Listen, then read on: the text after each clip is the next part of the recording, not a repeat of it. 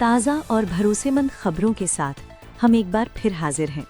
आप देख रहे हैं इंटीमेट न्यूज़ और मैं हूं आपकी मेज़बान नुज़हत फातिमा। देश में इन दिनों घरेलू और कमर्शियल गैस के दामों में अचानक बढ़ोतरी ने आम लोगों की चिंता बढ़ा दी है। 7 मार्च 2026 से गैस की कीमतों में आए इस बड़े उछाल के पीछे सिर्फ घरेलू कारण नहीं बल्कि अंतर्राष्ट्रीय हालात भी जिम्मेदार माने जा रहे हैं। आइए समझते हैं कि आखिर गैस इतनी महंगी क्यों हो रही है। सबसे बड़ा कारण बताया जा रहा है वेस्ट एशिया यानी मिडिल ईस्ट में बढ़ता तनाव।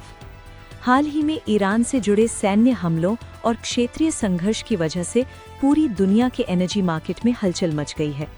इसका सीधा असर क्रूड ऑयल और एलपीजी गैस की सप्लाई पर पड़ा है, जिससे अंतर्राष्ट्रीय बाजार में कीमतें तेजी से बढ़ गई हैं। दूसरा बड़ा कारण है स्ट्रेट ऑफ हॉर्मुज़। ये एक बेहद अहम समुद्री रास्ता है जहां से दुनिया के बड़े हिस्से में तेल और गैस की सप्लाई होती है। भारत अपनी ज़रूरत का लगभग 85 से 90% एलपीजी आयात करता है और इसका बड़ा हिस्सा इसी रास्ते से होकर आता है। लेकिन युद्ध के माहौल की वजह से यहाँ टैंकरों की आवाजाही मुश्किल हो गई है, जिससे सप्लाई कम और ट्रांसपोर्ट तथा इंश्योरेंस का खर्च बढ़ गया है। इसी वजह से भारत में भी गैस की कीमतों पर दबाव बढ़ गया है। स्थिति को देखते हुए भारत सरकार ने एसेंशियल कमोडिटीज एक्ट 1955 के तहत आपात शक्तियों का इस्तेमाल किया है। सरकार ने रिफाइनरी कंपनियों को निर्देश दिए हैं कि घरेलू सप्लाई को प्राथमिकता दी जाए ताकि देश में गैस की कोई कमी न हो।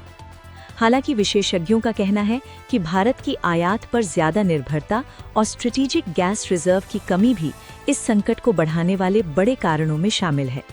सब्सिडी में कमी और टैक्स संरचना की वजह से इस बढ़ती महंगाई का सबसे ज्यादा असर आम और मध्यम वर्ग के लोगों पर पड़ रहा है।